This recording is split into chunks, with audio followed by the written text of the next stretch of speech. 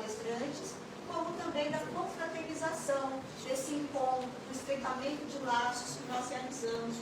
Olha quantas pessoas aqui que não participam desta casa, mas estão aqui hoje para prestigiar o evento, para ter pensamento, sentimento. Traz, às vezes, ponderações que faz com que questionamos alguns posicionamentos nossos mesmo. É muito importante. Então, sejam todos bem-vindos, que possamos todos permanecer em harmonia, em paz, que Jesus nos abençoe e nos ilumine. E hoje nós teremos a palestra do nosso querido amigo Edgar Miguel, de Bauru, que vai tratar sobre o tema o que te perturba. O Edgar falou, é uma palestra mais interativa, então vai depender muito da participação.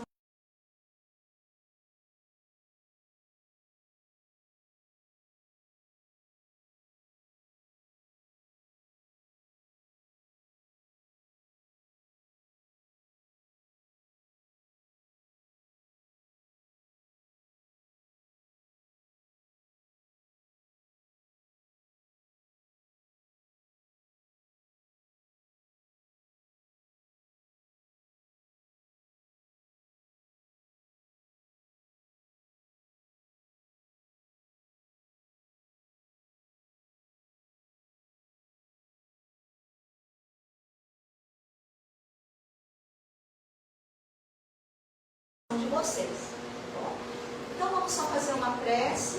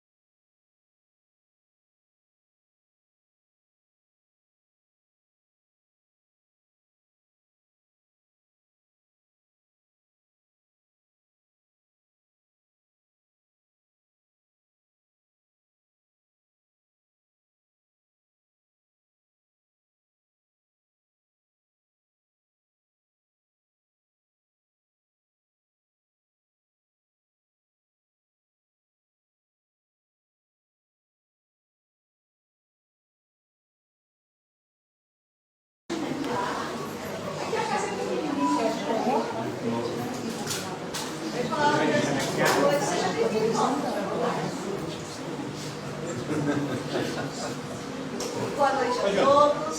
Boa noite. É sempre uma alegria poder receber todos vocês aqui no Centro Espírita Discípulos de Jesus, especialmente nesta noite em que nós daremos a abertura do ciclo de palestras espíritas da USP Municipal de Garça. Este ciclo nós fazemos todos os anos, todos os anos nós fazemos em abril e outubro.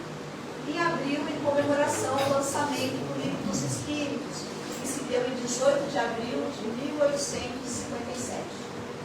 Então, todo mês de abril, nós realizamos esse ciclo e todos os centros que integram a USP Municipal de Garça, que é a USP de Jesus aqui de Galha, a Casa Espírita Maria de Nazaré de Luperci, Allan Kardec, o CPA, o CEPAC e também agora a Casa de Caridade Joana d'Arc. Então, antes éramos em 6, agora somos em 7. Então, é sempre uma alegria podermos fazer esse movimento, de tanto de conhecimento, da qual nós buscamos através das exposições dos palestrantes, como também da confraternização, desse encontro, do estreitamento de laços que nós realizamos. Olha quantas pessoas aqui que não participam desta casa, mas estão aqui hoje para prestigiar o evento, para aprender a confraternizar. E é assim que nós fortalecemos os nossos laços, nos fortalecemos também, porque quando ouvimos o expositor trazendo ideias, que aquilo nos fortalece o pensamento, o sentimento, traz as ponderações e faz com que questionamos alguns posicionamentos nossos mesmo. É muito importante. Então, sejam todos bem-vindos, que possamos todos permanecer em harmonia, em paz, que Jesus nos abençoe, nos ilumine. E hoje nós teremos a palestra do nosso querido amigo Edgar Miguel, de Paulo, que vai tratar sobre o tema o que te perturba. O Edgar falou, é uma palestra mais interativa, então vai depender muito da participação de vocês. Bom, então vamos só fazer uma prece.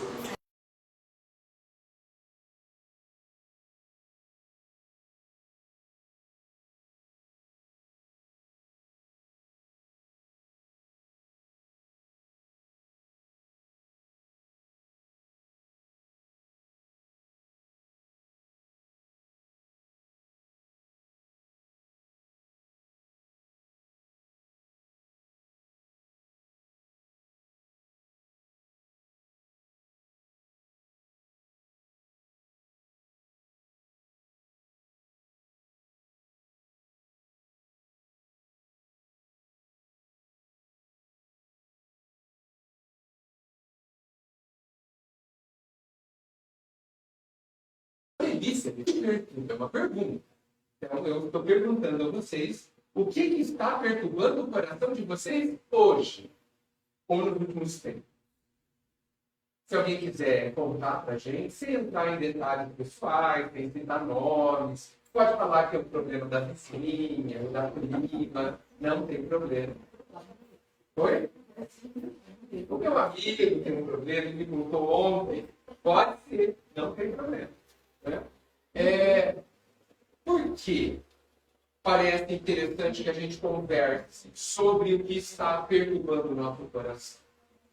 Porque a doutrina, bem desenhada, eu papo um tesouro aí, né? A doutrina, ela é prática, ela não é teórica. A doutrina não é para a gente estudar lá na biblioteca e viver outra coisa. A doutrina é para agora. O Cristo, ele tem o poder de mudar a vida hoje, não na próxima encarnação. Agora muito. E eu soube que Deus paga à vista e cobra a prazo. Lembra? No Evangelho, ele divide 100 vezes a nossa vida e só precisa pagar uma parte. Bom escritor, né? Você empresta 100 pagar um.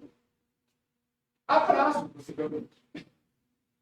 Mas ele paga à vista. O que significa isso? Significa que toda mudança, todo aprendizado que a gente faz na direção da harmonia que o Cristo prega, a gente sente o bem-estar agora.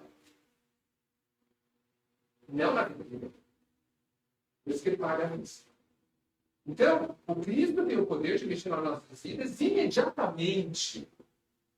Apesar da gente considerar que o processo evolutivo é lento, e é lento porque os nossos passos são lentos, e isso está tudo bem. Ele acontece todo dia. Ele pode acontecer todo dia, toda hora. Então, a vida pode melhorar imediatamente. Então, se a gente conversar, trocar ideias sobre aquilo que está afligindo vocês, afligindo todos nós, a gente pode tentar usar o Cristo e a doutrina para compreender essa questão. Então, eu não vou falar, não sou capaz de falar em nome da doutrina, muito menos do Cristo. Mas eu posso dar minha opinião. Eu estou aqui, pedindo licença, para dar minha opinião sobre alguma questão que vocês possam trazer. Alguém gostaria de começar?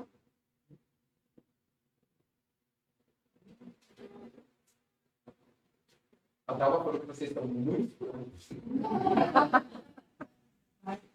Vamos de cada vez. Quer começar?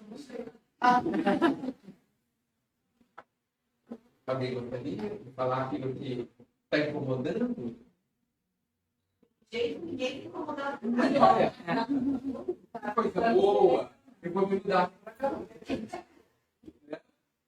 Ninguém está perturbado, né? Tá todo mundo tranquilo, que coisa boa.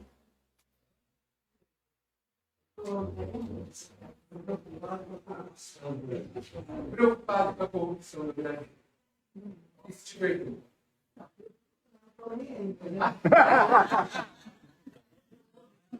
Sim.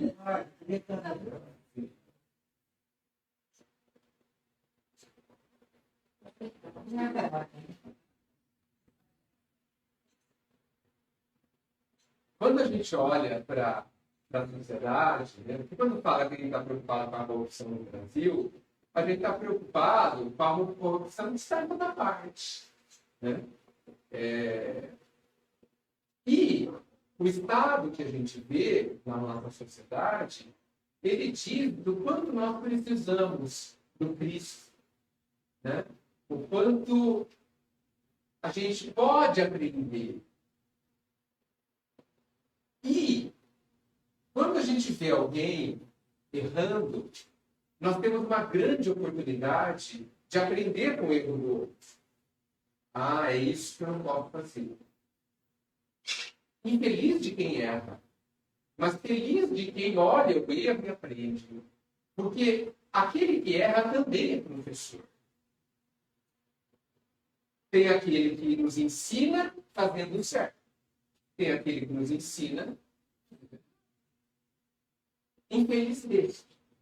O Evangelho fala que ai de quem faz um escândalo, mas ele é necessário. Então, olha só que interessante. A vida permite que alguém... Permite, não pede.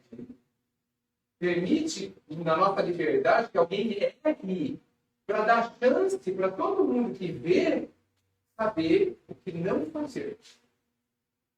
Poder olhar e falar assim, se eu estivesse naquela posição, como eu agiria? Descobrir, talvez, que faria pior. E antes que a vida nos coloque naquela situação, se arrumar para quando a vida te colocar naquela situação, e vai colocar. Hoje, né? Nós fazemos diferente. Então, nós estamos cercados de oportunidades de aprendizado, muitas vezes de uma forma que a gente nem imagina. Por isso que é importante orar por quem é corrupto. Porque nós precisamos agradecer a eles. Não porque eles erraram, mas porque eles nos ensinaram algo. E orar por eles, porque será dura a forma que eles resolveram aprender. E quando a gente erra, a gente resolveu aprender experimentando as consequências do nosso ato. É um caminho difícil.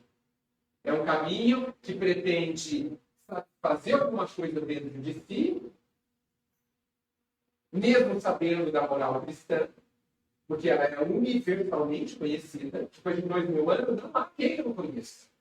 Até porque não temos só o Cristo, temos o budismo, temos o islamismo, temos todas as correntes religiosas do mundo todo. E todas falam, todas pretendem transformar os seus seguidores em homens de bem. Todas. Senão, não dá para chamar de religião. Estava chamado também de uma filosofia, etc. Então, é triste ver que muitos de nós na corrupção, por exemplo. Mas, para quem está olhando, é uma grande oportunidade da gente verificar que aquilo está errado, indicando, inclusive, que a gente já sabe separar o que é certo. Não é? A gente já sabe, porque o mandamento lá de Moisés diz que a gente não deve julgar. Mas não diz que a gente não deve discernir. aprender a classificar o bom do ruim. Não diz. Nós devemos. Porque se eu não souber o que é ruim, eu não vou saber o que é bom. Eu preciso saber. Isso daqui dói. Isso aqui não dói. Isso aqui está em harmonia com a lei. Isso aqui não está. Eu preciso saber isso. E quando eu julgo a pessoa. E aí está o erro. Da mesma forma, quando eu me julgo, eu estou errando também. Eu também não devo nem me julgar. Eu não devo julgar o outro, não devo julgar o outro. Mas eu posso aprender com ele. É isso. Essa talvez me pareça uma forma interessante de ver. E, para complementar, verificar o quanto eu estou contribuindo para a corrupção. Porque às vezes eu contribuo. Quando eu furo a fila, eu estou contribuindo. Porque estão olhando também.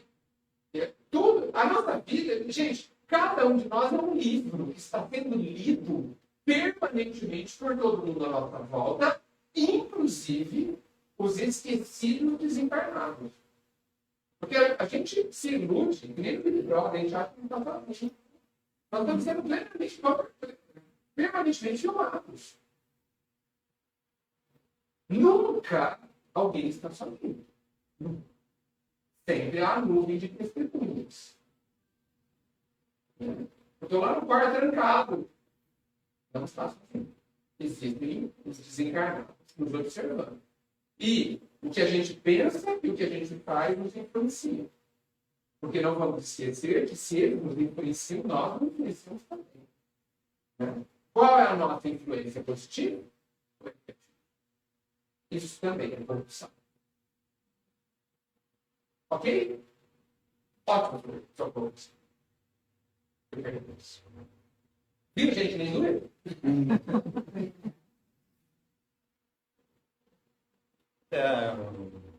Talvez uma aflição de todos também seja talvez a saúde física, mental, espiritual. Ótimo, é mesmo. É algo que nos perturba, né? Que nos aflige, né? Uhum. Eu acho que essa é uma coisa boa para nos preocupar. Porque nós temos responsabilidade, né? Sobre tudo que a vida nos empresta, né? E o corpo é um empréstimo, como a gente bem sabe, dentro do espiritismo. O corpo, não, nós. O que é nosso, gente?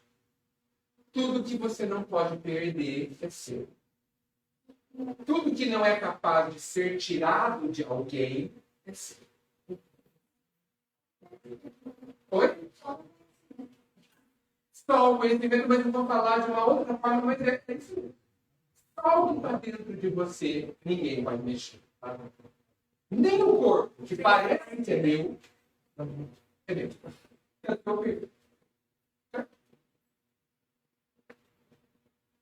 Então, as nossas virtudes, né? que estão lá dentro.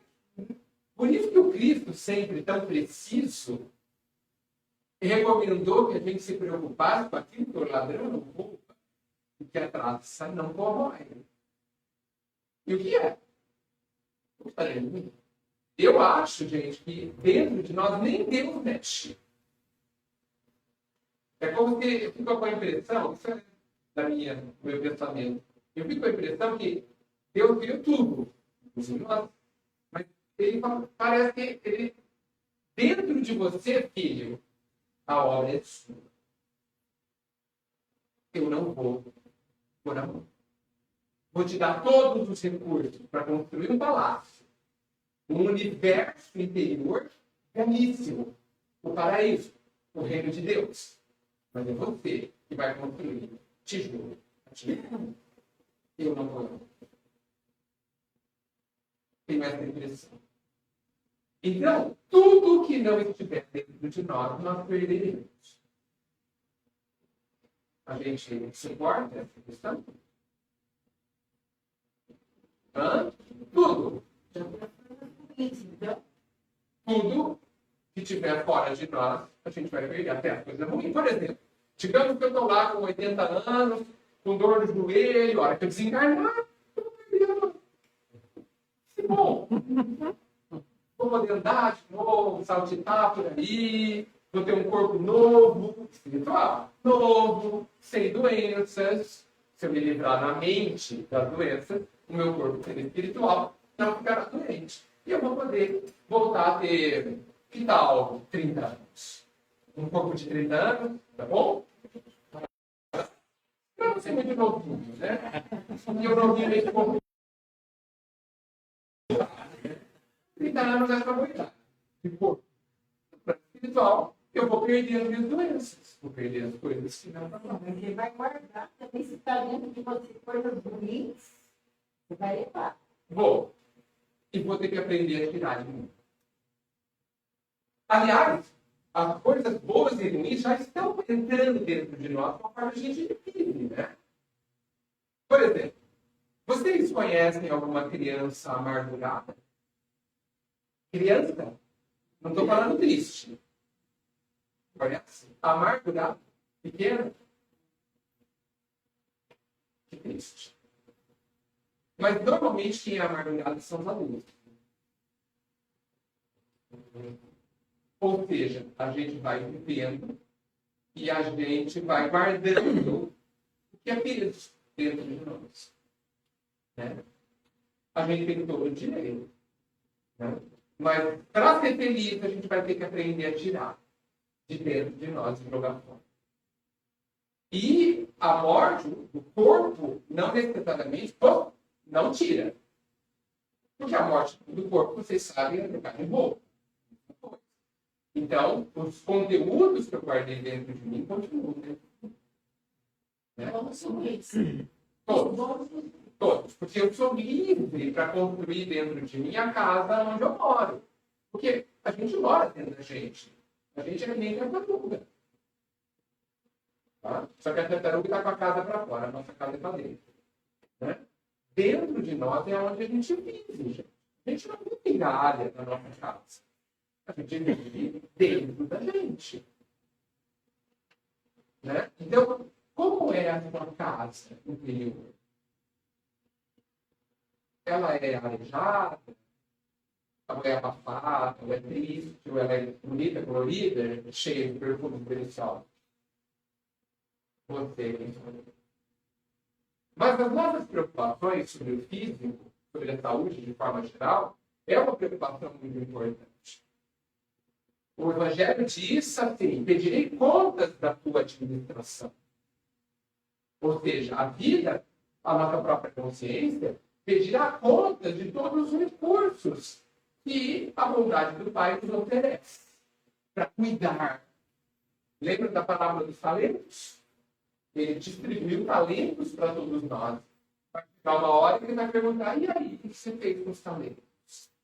E aí nós vamos dizer se a gente não multiplicou ou a gente enterrou como o último da parábola e foi considerado mal certo. Não se esqueçam que ele enterrou por medo. Por medo de não conseguir usar bem os talentos.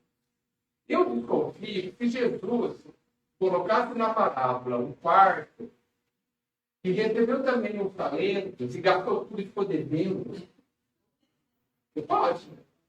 Talento naquela época não tinha dinheiro. Então, olha, eu recebi 10 e gastei tudo e estou devendo 15. Eu desconfio que o Senhor da parábola ia elogiá-lo, ia pagar a dívida dos 15 e deixar mais um dinheiro com ele. Porque ele teve tudo. Porque o servo que guardou, enterrou o talento e não fez nada, ele foi repreendido como um mau servo. Por quê? Porque ele não usou. Não arriscou. Ou seja, ele não evoluiu.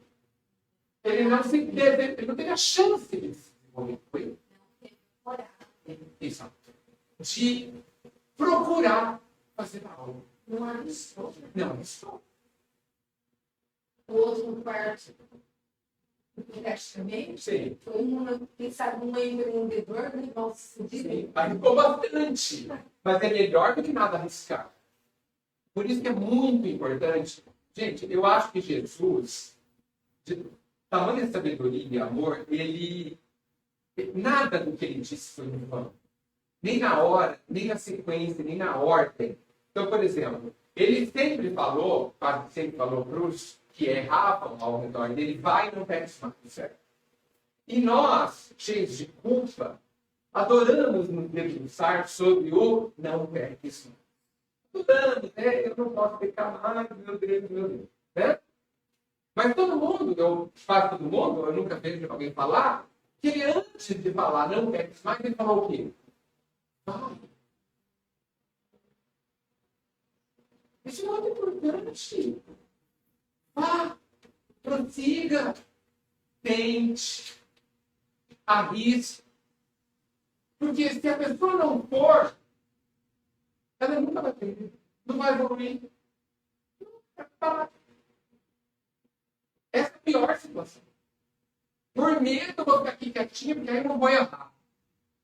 Certo? Felizmente, os espíritos disseram para Kardec que não basta não errar. É preciso fazer o bem. Não basta não fazer o mal. As pedras da calçada não fazem o mal. Precisa fazer o bem.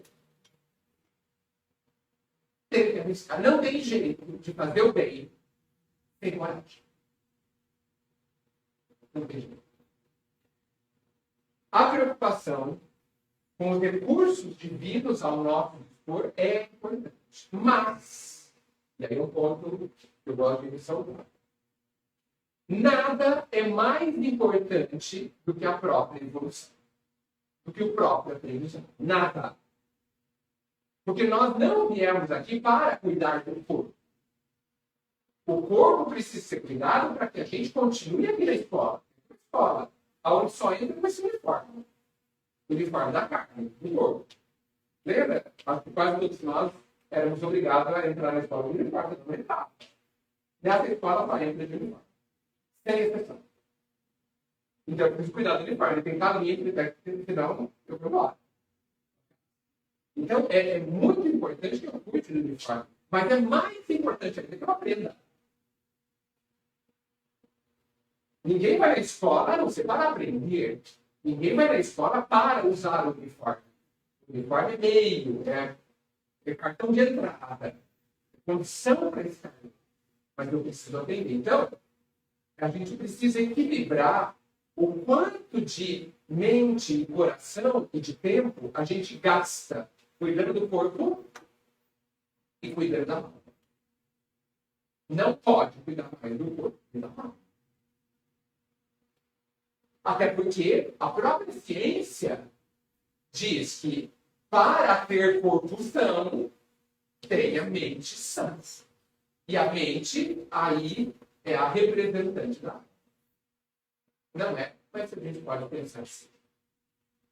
Então, se eu cuidar da minha alma, possivelmente meu corpo será fantástico. O universo não é verdadeiro. Eu posso cuidar muito do meu corpo e negligenciar, esquecer de cuidar daquilo que é eterno, daquilo que é a obra do Pai, a minha alma, o meu ser. Então, acho justo que a gente se preocupe, mas é preciso que a gente analise, será que eu estou cuidando mais do corpo que da alma? E aí eu preciso rebalançar, mudar esse plano, essa forma de... Até porque, gente, existem acontecimentos no corpo que vão ajudar a minha alma a ter em paz. Dizem por aí, vocês já ouviram, que se eu tiver saúde eu tenho tudo. Né? Tá? Eu considero uma mentira. A maior parte de nós, a maior parte do tempo tem saúde, não tem na vida? Raro de nós, uma porcentagem pequena, nasce doente. Se você pensar, olha para a sua vida, quantos anos você foi saudável? 10, 20, 30 anos. Saudáveis. Nesse período, vocês foram plenamente felizes? Não, né? Totalmente não. Ou seja, saúde não. Plenamente saudável também. Até os 15 anos. Difícil, hein? Ué, é difícil. Não estou falando de uma gripezinha. Né? Porque é uma doença, vamos pensar assim. Não, mas assim, estou dizendo de doenças que, de fato, mudam a nossa vida, mudam a forma de viver, que se tem dores crônicas, isso é mais difícil, né? Mas nós tivemos muitos anos, vários anos com saúde, não é tudo. Então, saúde não é tudo. Se eu não fui feliz nesse período, saúde não é tudo. Então, essa frase bonita, não. Porque eu acho, não sei se vocês concordariam, mas para mim a saúde é uma prova. A gente pensa que ficar doente é uma prova. Uma aprovação. Certo? Concordo. Mas ter saúde também é uma aprovação. Porque a gente precisa aprender a ter saúde. E eu não sei se a gente sabe. Tanto é que, geralmente, a gente adoece. Tendo saúde, adoecendo. Mostrando que a gente não sabe usar a saúde. Geralmente, com saúde, a gente vai estragar, né? Não é verdade? Quanto de nós saudáveis vai lá e estraga? Com comportamentos não saudáveis. Com pensamentos não saudáveis. Eu considero o dinheiro, a beleza e a saúde provas terríveis. Que normalmente a gente falha. A gente sabe ter dinheiro, gente. Sabe ter saúde? Não, tanto que a gente fica doente. Nossa.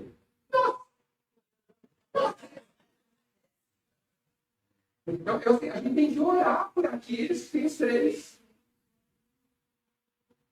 Eu rezo para aqueles que entram na fila da loteria, que jogam, porque eles podem ganhar. Muito dinheiro. A gente vai dar conta? Imagina que vocês tenham 20 milhões na conta amanhã.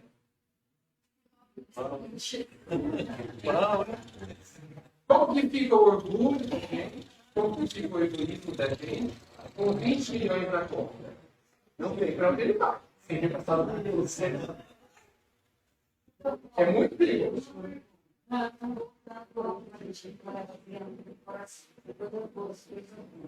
Mas e o ambiente que você vê aqui para a família, os amigos, o seu trabalho, tudo para você levar dentro do coração? Às vezes uma pessoa tão boa, tão honesta, e ela está num ambiente público, ou é aquilo lá, ou é aquilo que ela faz, sabe? O ambiente não transforma, e não, a gente não carrega isso de uma outra vida. O que a gente deve fazer? Não sei se eu entendi bem onde você quer chegar. Eu tento dizer agora, você me ajuda. O ambiente, gente, ele tem uma influência poderosa na formação da gente.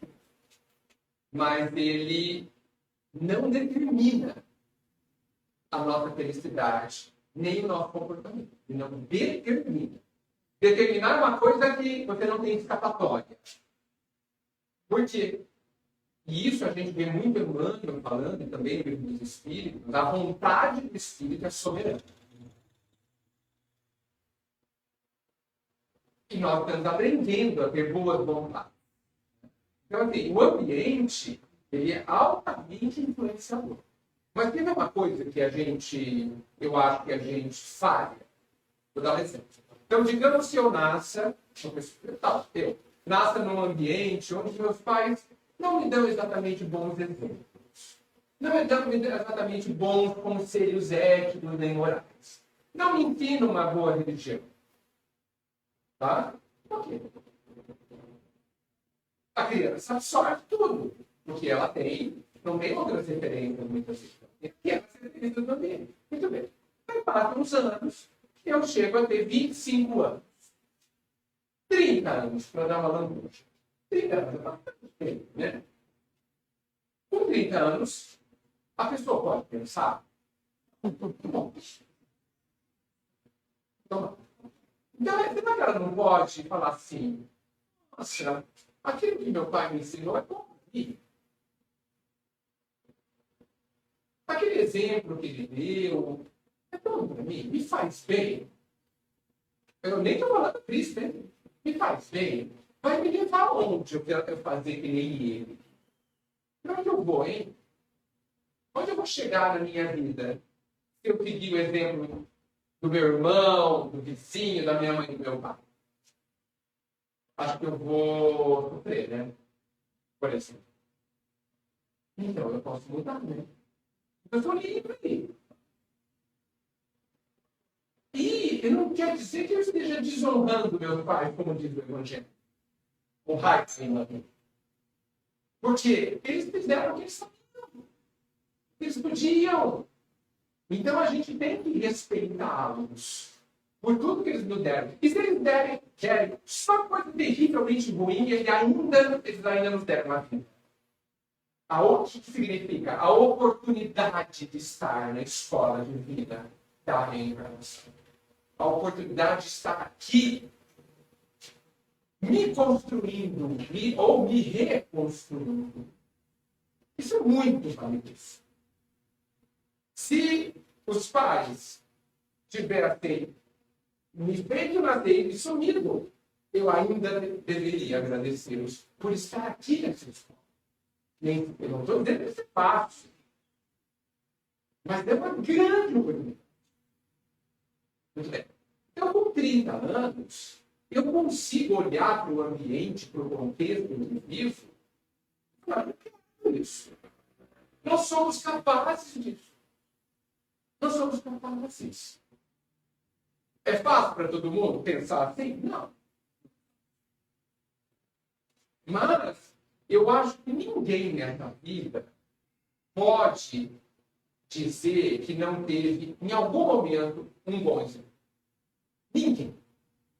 A vida não permitiria que ninguém desse um bom exemplo para alguém. Que não pegasse um papel no chão falando para que a pessoa tenha um bom comportamento, para que a pessoa fosse boa, para que a pessoa não fosse egoísta. Que não lesse no para-choque do caminhão da frente um bom conselho. Que não passasse em frente de uma igreja evangélica, onde os alto-falantes estão altos, ou no centro espírita, onde o microfone está alto e alguém gritando que nem eu, né? E passa aqui na frente e fala, e eu ouvisse alguma coisa. Ou na frente de uma missa, ou no rádio, ou numa música, que nem sempre é boa, mas tem boas. É impossível, me parece, que numa vida de 30 anos, ele não tenha tido um bom estímulo para o bem. Fora a presença permanente do seu mentor, ou do tão chamado e carinhosamente chamado origem, da qual todos temos. Parece que a gente não tem isso. Só que nós precisamos olhar para dentro. E isso é uma coisa que a gente tem feito pouco. Não sei se vocês percebem. Nós vivemos muito voltado para fora, né? As coisas do lado de fora. Parece que a gente para pouco para pensar em si mesmo. O que eu pensei hoje? O que eu senti hoje? O que eu fiz hoje? Como é que a gente pensa nisso? A gente passa a maior parte do nosso tempo preocupado com o que os outros fizeram. E fica minhocando, olha, fulano falou isso, fulano falou aquilo, e daí? E daí? Passa horas brigando mentalmente, sendo que poderia olhar para si e falar assim, o que eu senti? O que eu senti é bom, faz bem para mim, faz bem para as minhas células, para o meu corpo. E a gente gasta a nossa vida preocupado com o que os outros fizeram, sendo que o que os outros fizeram não nos interessa. Realmente, mas o que eu fiz, né? Porque ninguém vai chegar no plano espiritual e a vida espiritual vai perguntar, e aí, seu problema, o que seu vizinho fez? Ninguém vai perguntar isso. Nem o que meu filho fez, para não ir longe. Porque o seu filho é um outro espírito e ele é responsável pelo que ele fez. Não é? É difícil olhar para dentro, né? Existe um monstro lá dentro? Alguém disse que tem um monstro lá dentro. Eu queria pegar essa pessoa e dar uma castiga. Porque é uma mentira. Não tem nada feio dentro da gente. Tem um monte de coisa para aprender. Tudo. Nós somos muito deseducados. Nós somos muito mal educados. Moralmente falando. Só isso. Não tem problema. Nós estamos cheios de orgulho e egoísmo. Tem alguém novidade? Não sei por que a gente esconde. Nada que o pai não sabe. Então, eu acho que nessa nossa resistência a olhar para dentro, a gente deixa de descobrir como a gente vai, onde a gente vai mexer para ser feliz.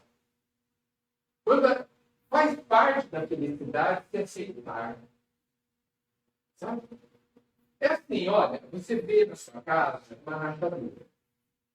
Enquanto você fala, não tem uma rachadura, e tem, a rachadura vai continuar lá. E ela vai crescer. E o fato de você dizer que ela não está lá, não tira ela de lá. Mas se você olhar para ela, a rachadura, olha, está crescendo um pouquinho todo dia. Vou chamar o pedreiro. Pronto. Construiu felicidade.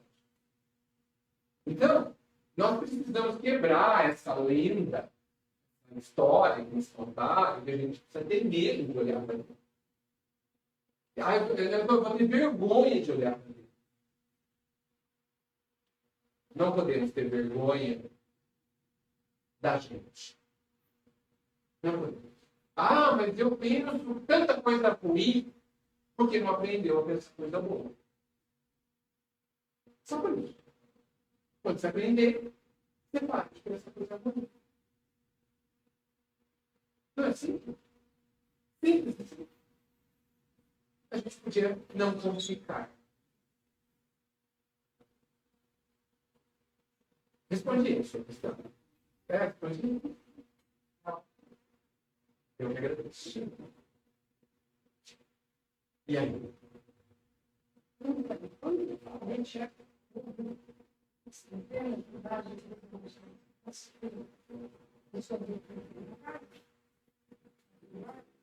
Deus é amor, fala tudo. Aí, só gostaria de estabelecer uma dessas coisas. Se é para ele, vamos mudar. Caridade. Deus é tudo isso. Sim. Deus é tudo de bom. Tudo de bom. Tudo de bom. Olha, é muito difícil falar de Deus. Porque parece que Deus sempre vai nos surpreender. O amor dele, o Sandro que fala, o amor dele tem requintes de delicadezas para conosco. Ele mesmo nunca nos acusa de nada. Deus nunca apareceu para ninguém para contar o dele. A gente pode se espelhar muito no Cristo como o grande representante do Pai. Se vocês perceberem, Jesus morreu na cruz. Né? E na cruz ele morreu de braços abertos. Parece que ele quis nos dizer que ele continua de braços abertos para nos acolher para sempre. Olha a delicadeza desse gesto. Sutil, né? Sem palavras. Morrerei de braços abertos para que o mundo todo saiba que eu vou continuar a acolhê-los para sempre. Então, o Pai é esse amor que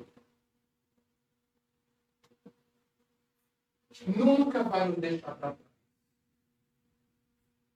Lembra o que Jesus diz? Nenhuma ovelha se perderá. Se a gente se perder, ele vai vir buscar. Se ele andar muito longe e a gente ficar para trás, ele para e vem nos pegar de volta. Olha o tamanho, gente, do consolo que é isso. Nós que somos ainda tão ignorantes do bem, não sabemos fazer nem o bem direito, né? Que estamos arranhando, ensaiando o bem, podemos nos sentir perdidos, né? Com muita facilidade. Né? E ele garantiu que nenhum de nós se perderá. Ele virá. Ele nos encontrará quando estivermos perdidos para nos resgatar e trazer de volta para perto dele, aonde sempre estamos seguros. O Pai é esse amor silencioso, né, que faz com que tudo aconteça. Por isso que eu disse o que eu disse no começo da noite. Quando eu coloquei que a gente não devia encarar os problemas como sendo algo negativo, mas como sendo o amor do Pai nos trazendo exatamente o que a gente precisa. Exatamente o que a gente precisa. Conta uma história num livro escrito pelo Leon Denis, que Jesus foi procurado por um homem muito rico, porque a esposa estava doente. E Jesus foi.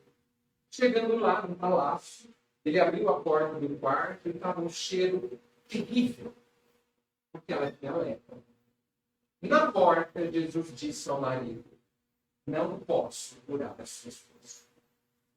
E ele perguntou: mas por quê? O senhor faz tantos milagres? E a resposta dele é muito reveladora. Ele disse assim: a lepra está curando.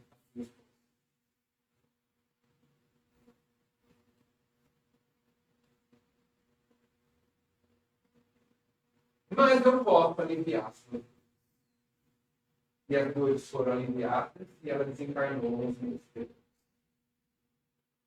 Os nossos problemas, que eu chamo de exercícios, eles são oportunidades para que a gente se cure. A alma se cure. Para que a gente aprenda o que a gente não sabe. Só que a gente briga com o problema. Briga com o exercício. Quer que ele vá embora. Sofre porque tem um exercício.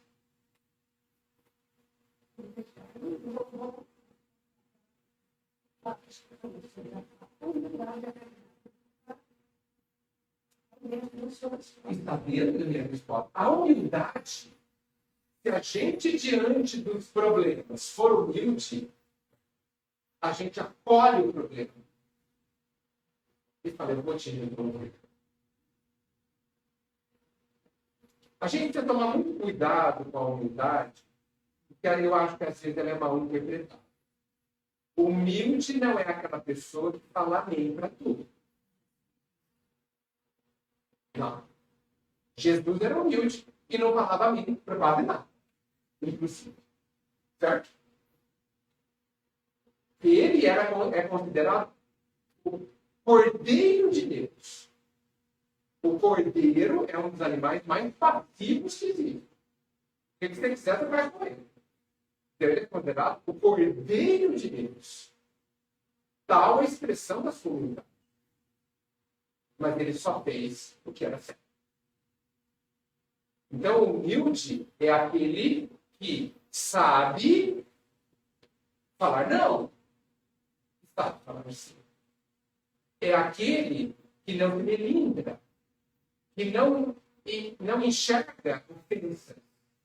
É aquele que nunca se sente atacado. Certo? Essa é uma boa medida de humildade. Quanto mais eu me sinto atacado, menos humilde eu sou. Quanto mais melindre eu tenho, mais orgulho eu tenho junto. Porque o humilde não se sente humilhado. Um dos maiores exemplos de humildade que eu vejo na literatura espírita está no livro 50 anos, do Emmanuel. Com a Célia. A Célia é uma coisa assustadoramente humilde.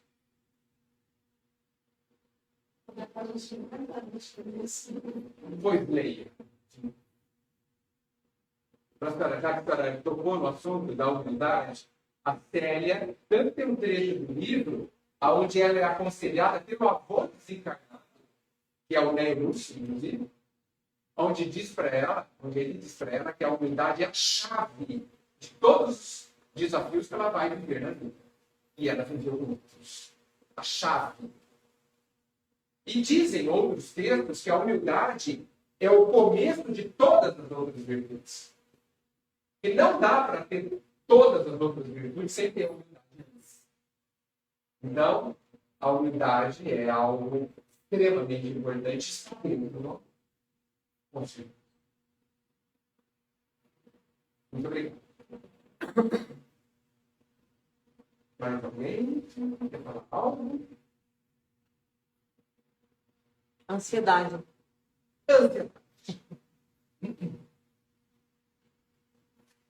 A ansiedade é o nome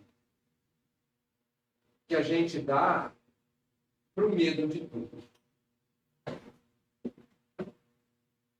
Quando eu tenho medo disso, eu não chamo de ansiedade. O medo disso. Quando eu tenho medo de tudo, eu chamo de ansiedade. É um medo estrutural, é um medo na base. Existem muitas razões para a gente ter medo de tudo. Mas um grande antídoto para o medo de tudo é a confiança. E muito do que a gente falou hoje, principalmente na questão de saúde física, está relacionado à ansiedade. Quando nós dissemos hoje que nós vamos perder tudo que não é nosso,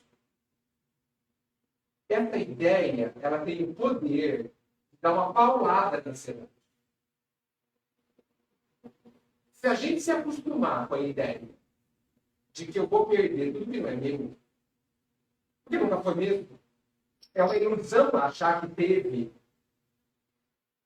É uma ilusão. Se eu me desiludir logo, ou seja, se eu parar de acreditar na ilusão, possivelmente eu paro primeiro.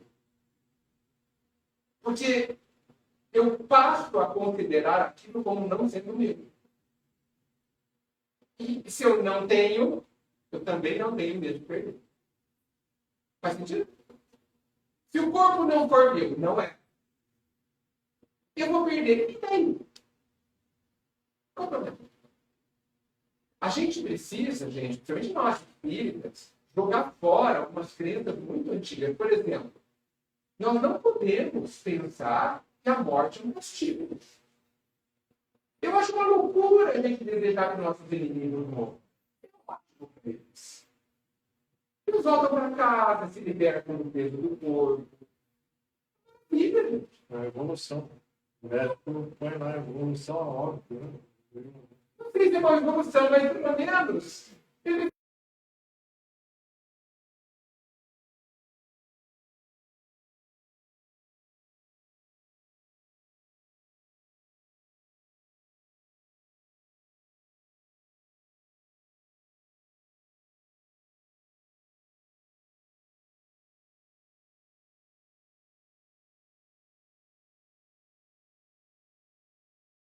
volta para casa.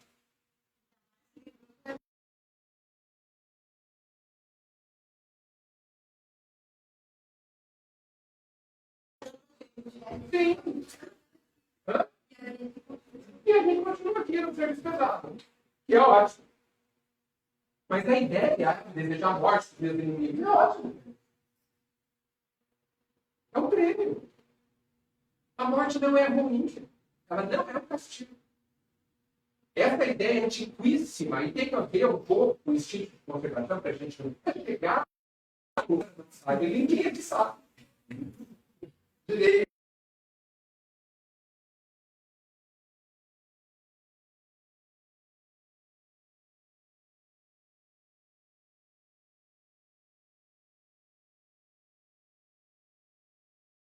Sobre isso.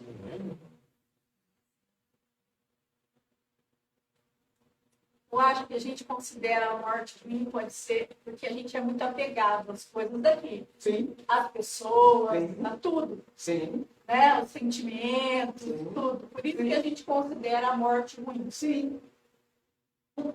Exatamente este é o problema. Veja. Tudo aqui na Terra vai terminar. Ponto final. Tudo, a chuva, a comida, o corpo, as relações, as famílias, como elas são. Não as relações verdadeiras. Então vamos lá no livro dos Espíritos, ou no Evangelho, falando das famílias verdadeiras. Né? Que as famílias verdadeiras não são famílias de sangue, são famílias de sentimento. Essas nunca terminam. Nunca. Essas vencem a morte. E vencem algo pior que a morte. Mais forte que a morte, que é o tempo. Porque o tempo lixa tudo. O tempo vai fazer e faz com que tudo vire pó. As pirâmides, que têm 40 séculos, viraram pó um dia. Tudo aqui virará pó. O amor jamais. O amor é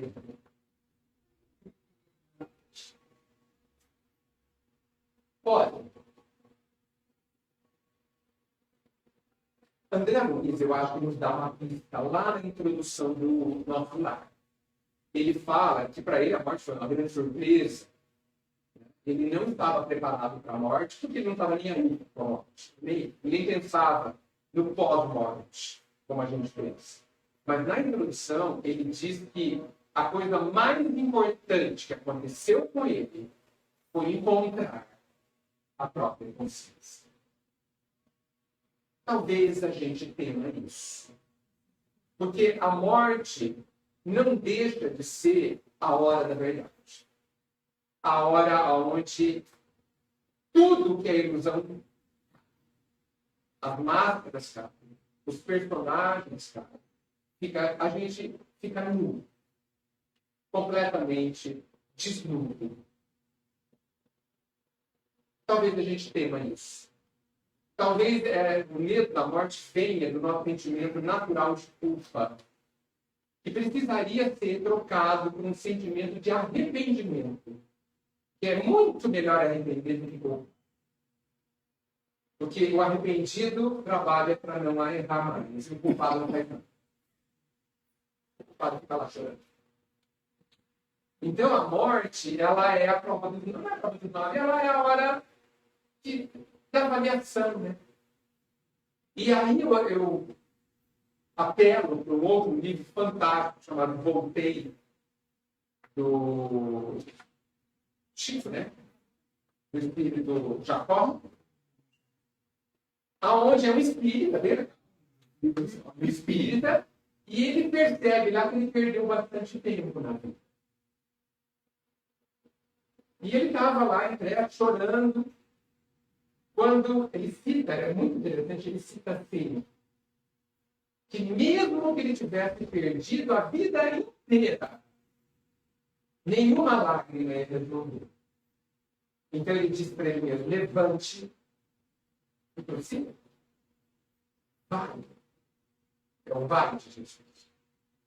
Então, eu acho que a gente tem medo da hora da avaliação, do fechar para fazer um balanço, sabe? É essa a impressão que eu tenho. Mas a gente devia fazer isso todos os dias.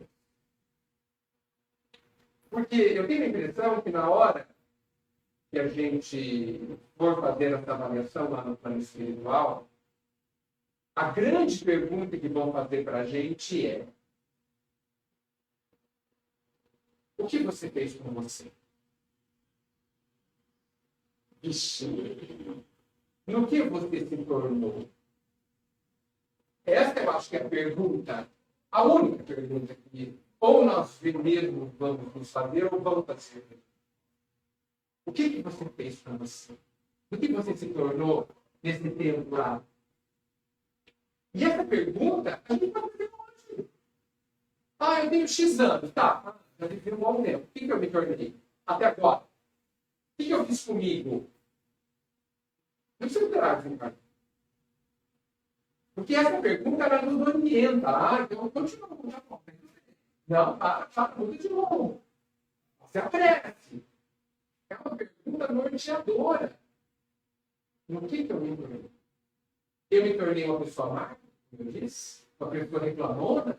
Uma pessoa sofrida? Olha no espelho. As minhas rugas falam do quê?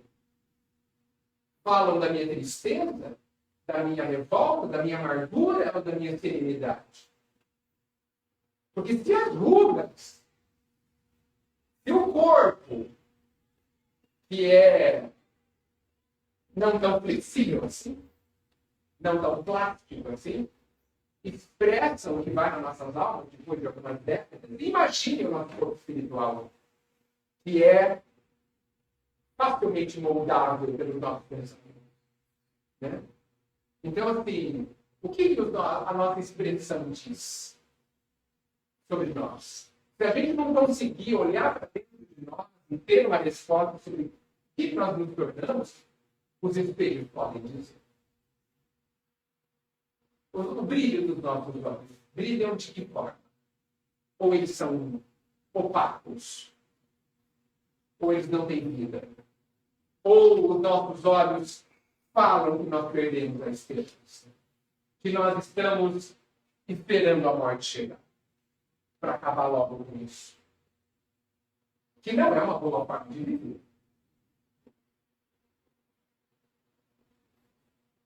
Então, eu acho que é por isso que a gente tem medo da hora do balanço. E eu acho que a gente poderia ir treinando, perguntando todo dia o que eu me torno. E essa orientação minha está lá na questão 919, no comentário de Santo Agostinho, onde ele recomenda que a gente faça um exame de consciência ao final do dia. Olha que sutileza, não tem sutil. Mas hoje, o que eu fiz hoje? Foi bom ou não foi bom? Não foi bom, tudo bem. O que você vai fazer amanhã para ser um pouco melhor? Assim, a gente fica pensando que a gente tem que fazer grandes mudanças, pequenas todos os dias. As pequenas mudanças todos os dias mudam a nossa vida ao longo do tempo. No meu entendimento, é preferível micro melhorias, minúsculas melhorias, todos os dias, do que um sacrifício gigantesco feito num dia só, na única vida. Eu acho que essas pequenas mudanças causam melhor diferença. E sabe o que eu falo de pequena mudança? Digamos que você descubra, para encerrar, que você reclama 100 vezes por dia. O que não é difícil? Aí você fala, tá bom. Fiz exame de consciência, eu reclamo 100 vezes por dia. Isso não está bem. Amanhã eu vou reclamar só uma. Está ótimo. Está ótimo. Você melhorou 10%. Daqui a um mês eu vou reclamar 88%. Está ótimo. Antes de que a vida termine, você está reclamando. Sem perceber. E a gente pensa, não, amanhã eu não reclamo nada. Você está reclamando faz 20 anos, 30, 40, 50. Você está viciado na reclamação, como está viciado na ansiedade.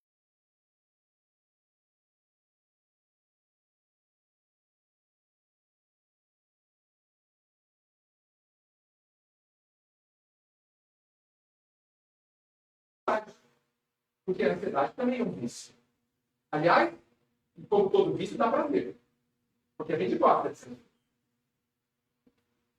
E não gosta também. Como do vício. Na hora do vício, a gente adora. A gente faz. Depois a gente reclama na ressaca. Então, por isso que o vício é vício. É bom. Não é bom. Dá prazer. Por isso que a gente continua sendo. É. A pessoa que se vitimiza. É igual a pessoa que sabe planta. Né? Ela prefere. Gente, só um exemplo. A nossa forma de ser nos traz algum ganho. Sempre. Senão a gente não é. A pessoa que sofre, beleza, e só fala nisso.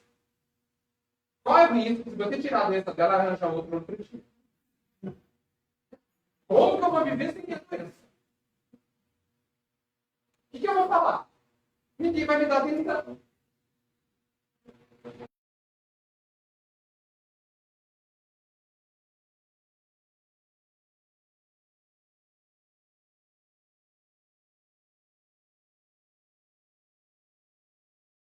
Certo? Ninguém vai me visitar mais, isso acabou. Certo? Pode acontecer. Então, toda forma de viver tem um ganho. Até que esse ganho perca o valor. Com as nossas próprias transformações, e aí a gente abandona e prossegue. Gente, muito obrigado por permitir que a gente tenha essas reflexões. Eu tenho certeza que Jesus nos abençoa e nos ajuda a olhar a vida de uma forma mais leve,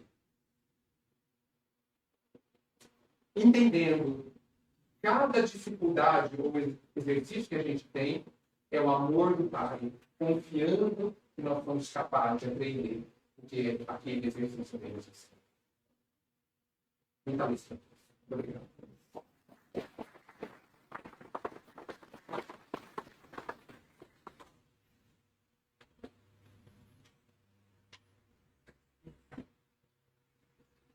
Nós, na casa, em nome da UCI, o Vitor não pôde estar aqui presente, porque ele está viajando no trabalho, mas é sempre muito bom ter essas reflexões. Edgar, muito obrigada. Foram muito pertinentes, muito importantes para nós. O Edgar veio nos mostrar que, na verdade, importa para nós é a percepção da nossa vida, de como olhamos para a nossa vida. A forma como olhamos para o nosso dia a dia, para as nossas experiências, muda completamente o que vamos fazer com elas. Se nós vamos aprender ou vamos apenas sofrer. Então, o Dia da Doutrina Espírita vem justamente nos chamar a isso, né, Edgar? A essa mudança de olhar, compreendendo a nossa vida, de onde viemos, para que estamos aqui, para onde vamos, qual o propósito que estamos aqui. Então, é sempre importante estarmos aprendendo, estudando, refletindo, para fazermos valer, né, a nossa vida, porque estamos aqui. Senão a gente reencarna, nasce aqui, desencarna do mesmo jeito. O propósito é buscarmos espíritos melhores, né? Estarmos cada dia um pouco melhores. E temos a certeza que hoje nós somos a melhor versão de nós mesmos. Considerando que o espírito não regride, nós hoje somos a melhor versão de nós mesmos. E amanhã seremos a melhor versão de nós mesmos. Então, eu te quero duas reflexões importantíssimas para nós, que a gente possa levar para a vida do dia a dia. Para sermos cada dia mais felizes. O propósito é esse, alcançarmos a felicidade dentro de nós mesmos. Buscarmos a felicidade realmente naquilo que importa, né? Realmente naquilo que é real. A gente estava brincando antes com o Edgar, né, sobre a fórmula que está ali na lousa. O Edgar falou: por que vocês não colocaram, né? Fórmula da felicidade. Porque está ali, ó, tem uma fórmula ali. É igual a posse necessário, mas que vocês não tudo. Essa é a felicidade, a medida, né, que nós podemos ter de felicidade para todos. Posto necessário, consciência tranquila, e a consciência tranquila a gente vai ter toda. a gente está fazendo o nosso melhor para o nosso filho. Então, a gente já buscando, se esforçando para isso, nós vamos ficar consultando. Então, Edgar, muito obrigada novamente. E obrigada, presidente, por a presença de todos vocês, né, por estarem aqui, participando, prestigiando, por estarmos juntos. Então, essa foi a primeira palestra, mas o ciclo de palestras continua. Amanhã nós teremos mais uma palestra, que será em Upércio, na Casa Espírita Maria de Nazaré, com o Alexandre Pérez, com o tema A Parábola do Semeador. Depois, nós teremos na próxima segunda-feira, a palestra será No Caminho de Damasco em Garça, com o Ivan Evangelista Júnior, com o tema O Bem Viver na Ação Espírita. Aí, no dia 20, na segunda-feira, nós teremos a palestra Refletindo sobre as Relações Humanas, com o Roberto Françoso, do CPA aqui em Garça. No dia 23 de abril, o tema Sede Perfeitos, com Agrício Antônio Almeida, que vai ser lá na Casa de Caridade Joana d'Arc. No dia 29 de abril, nós teremos mais uma palestra, vai ser no CEPAC, em Garça, na Casa de meu pai, Muitas Moradas. E para encerrar o ciclo, nós teremos a palestra na Casa Espírita Allan Kardec, em Garça, com o tema Pais e Filhos ao Espiritismo, com Pedro Botelho, que é de Veracruz. Vou liberar para o Edgar, porque o Edgar era de Veracruz antigamente, né? Os pais moram lá. Então, participem do ciclo, né? Anotem aí na agenda, vamos participar de todas as palestras também, vamos se encontrar e fazer esses momentos de aprendizado, de alimentação. Muito obrigada a todos. Vou chamar aqui para fazer a palestra de congresso.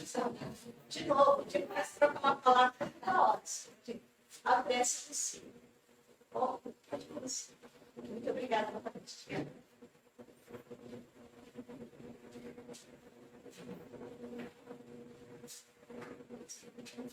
Estamos gratos por esse todos. Que Jesus dê uma bênção de luz para todos nós. Que possamos ser aqui renovados. Realmente fazendo reflexões sobre o bate-papo da noite. E que precisamos sempre ter como meta o nosso Mestre Jesus, o nosso guia e modelo, que nos ensinou que devemos sempre seguir em frente. E que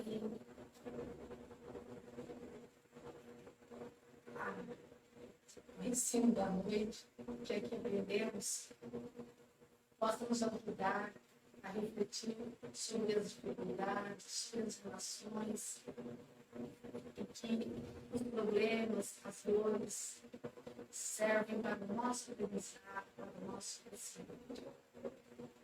Que precisamos sempre estar vigilantes contra as nossas atitudes, os nossos pensamentos, para sermos merecedores da presença de Deus, que nos ajude no nosso dia a escolher sempre os melhores caminhos e, se porventura cairmos, que possamos nos recuperar e continuar seguindo em frente. E assim, pedimos permissão para encerrarmos a palestra da noite.